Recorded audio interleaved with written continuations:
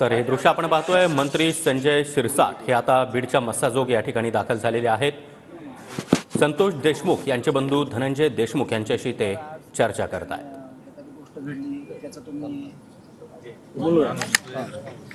संतोष देशमुख हत्या प्रकरणानंतर बीडमध्ये त्याचबरोबर राज्यामध्ये त्याचे तीव्र पडसाद उमटल्याचं चित्र पाहायला मिळत आहे आणि याच पार्श्वभूमीवर संजय शिरसाट हे आता मस्साजोगमध्ये पोहोचले। चुकीच्या पद्धतीने झाल्यामुळे प्रत्येक घटनेमागे हा स्टोरी एकच आहे। 29 मेला अपहरण झालं, त्याच्यानंतर ते परत आले, परत खंडणी मागितली आणि या संदर्भात अधिक माहिती देण्यासाठी आमचे प्रतिनिधी महेंद्र मुधोळकर आपल्यासोबत आहेत। महेंद्र, संजय शिरसाट आता धनंजय देशमुख यांच्या भेटीसाठी अर्थात संतोष देशमुख यांच्या कुटुंबियांच्या भेटीसाठी पोहोचले। नक्कीच सागर, 15 दिवस उलटत आहेत संतोष देशमुख यांच्या हत्या प्रकरणाला। आतापर्यंत 4 आरोपींना अटक केली आहे, 3 आरोपी अद्याप फरार आहेत। त्यासाठी 4 जे पथकं आहेत पोलिसांनी कामाला लावलेले आहेत। मात्र त्याच अनुषंगानं आज सामाजिक न्याय मंत्री संजय शिरसाट जे आहेत ते मस्साजोग गावात पोहोचलेले आहेत। पीडित कुटुंब जे आहे त्यांच्याशी सध्या त्यांचा संवाद सुरू आहे। पीडित कुटुंबाने देखील मागणी केलेली आहे, लवकरात लवकर जे आरोपी आहेत त्यांना तात्काळ अटक करा, आरोपीला फाशीची शिक्षा झाली पाहिजे, कठोरातली कठोर शिक्षा जी आहे ती झाली पाहिजे, अशी मागणी सध्या ते आता आपल्याला करताना पाहायला मिळतात। मंत्री उदय सामंत देखील या ठिकाणी येणार होते। मात्र महेंद्र, तुम्ही आपल्या सोबत राहाच तर संजय शिरसाट हे देशमुख कुटुंबियांशी संवाद साधताय।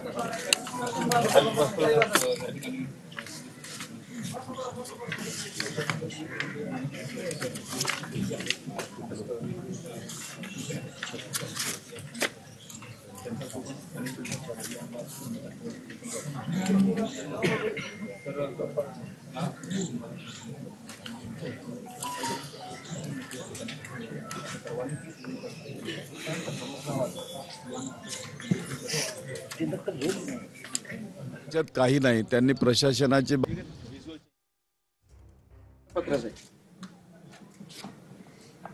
ह्याचा गांभीर्यानं 3 वर्षाचा काळ आहे बघा, फक्त 3 वर्षामध्ये एवढं कमी झालं।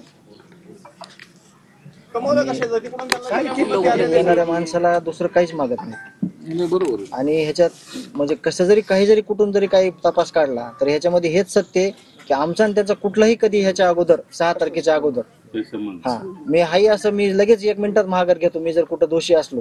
म्हणजे जे काही जिम्मेदार लोक आहेत ना, ज्यांनी माझ्याकडे पहिल्यांदा येऊन मला न्याय द्यायची भाषा करायची, ते लोक म्हणतात की चुकीचे वक्तव्य करतात। पण मी सांगतो तुम्हाला दादा, माझ्या आईची शपथ खातो आणि माझ्या गेलेल्या भावाची शपथ खातो, मी एकही शब्द खोटं बोलणार नाही। हा न्याय तुमच्या हातात द्यायचा, तुम्ही मी फक्त तळतळीनं माझी भावना व्यक्त करतोय, तुम्ही मला न्याय द्या। गावकऱ्याच्या वतीनं आपल्याला एवढीच विनंती, त्या प्रकरणातली पारदर्शक चौकशी व्हावी। चौकशी होऊन जी ह्याच्यातले आरोपी आहेत, आजपर्यंत 15 दिवस झाले तर 3 आरोपी अद्याप फरार आहेत। पोलीस प्रशासनाला ह्याच्या संदर्भात माहिती असणार आहे, त्यांचे जर कॉल रेकॉर्ड जर चेक केले तर हे कुठे आहेत काय नाही आपल्याला सगळे डिटेल मध्ये माहिती होणार आहे। एवढीच विनंती आमच्या गावकऱ्यातर्फे, हे जी फरार आरोपी ते आरोपी अटक व्हावेत आणि ह्याचा तपास आहे तर निष्पक्षपणे व्हावा। सरपंच प्रतिनिधी म्हणून मी जरा 2 शब्द बोलतो। आम्ही सरपंच परिषद पुणे महाराष्ट्र म्हणून आज या ठिकाणी 100 सरपंच उपस्थित झालेलो आहोत। आम्ही आपल्या तुम्ही आला होता आपल्या भवन मध्ये, आणि तिथं आम्ही मिटिंग घेतली होती, त्यावेळेला आम्ही निवेदन दिलं होतं की या प्रकरणाचा तपास व्हावा म्हणून। तर SITची स्थापना झालेली आहे, न्यायालयीन चौकशी झालेली आहे आणि आर्थिक मदत द्यावी म्हणून या ठिकाणी आम्ही मागणी केलेली आहे। कारण सरपंच हा, जे सरपंच होते ते बांधाचं भांडण मिटवाय गेलेले नव्हते, ते तिथं लागलेलं भांडण शासकीय भांडण होते, ते मिटवाय गेले होते आणि त्यामुळे शासकीय कामकाजातनं त्यांचा बळी गेलेला आहे। आणि अशी घटना छत्रपती संभाजी महाराजांचा जो अन्याय झाला त्याच्यानंतर महाराष्ट्रात प्रथमतः अन्याय झाला या सरपंचाचा, आणि याची दखल अख्ख्या महाराष्ट्रातल्या सर्व मंत्रिमंडळ ज्यांना खरोखर एक प्रेम आहे, ती घटना बघितल्यानंतर आत्मा एक काळीज आहे, तोच माणूस घेऊ शकतो। कुणा तरी 1, 2, 4 माणसासाठी महाराष्ट्राचा कायदा घाण पडू नये।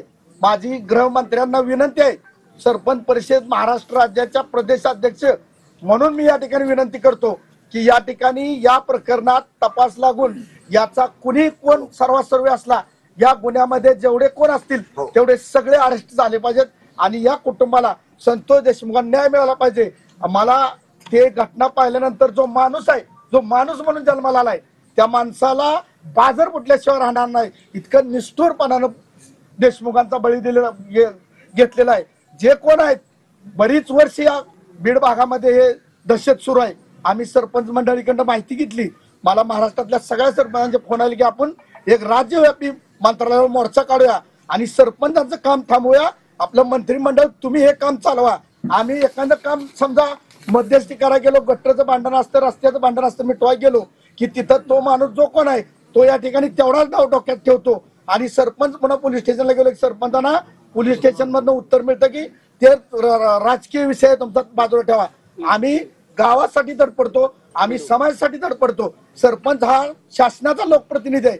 सरपंच हा शासनानं तयार केलेला गाव पातळीतला प्रतिनिधी सर्वसामान्यांच्या वेळेला गरजेला ज्या वेळेला 1 वाजता रातच्या हाळी मारली तरी एकमेव महाराष्ट्रातला प्रतिनिधी आहे सरपंच. तो या ठिकाणी पहिल्या हाळीला उठून त्या माणसाच्या कामात असतो. आणि जर साहेब मला तुम्हाला शिरसट साहेब तुम्ही कार्यतत्पर आहे, तुम्ही या ठिकाणी आलात त्याबद्दल प्रथमतः सरपंच परिषदेच्या वतीने मी तुम्हाला धन्यवाद देतो. तुम्ही या गोष्टीत कसलीही कुचरता न करता शिंदे साहेबांना सांगा. शिंदे साहेब एक असे आदर्श व्यक्तिमत्व आहे या राज्याला. त्यांनी मागल्या घटनेमुळं कुठली बदलापूरच्या घटनेमध्ये अख्ख्या देशानं पाहिलं कसा न्याय दिलाय. तो असला मुख्यमंत्री महाराष्ट्राला पुन्हा होणे नाही. जे सत्य आहे ते सत्य आहे. बरं बोलण्यापेक्षा खरं बोललं पाहिजे आणि या गोष्टी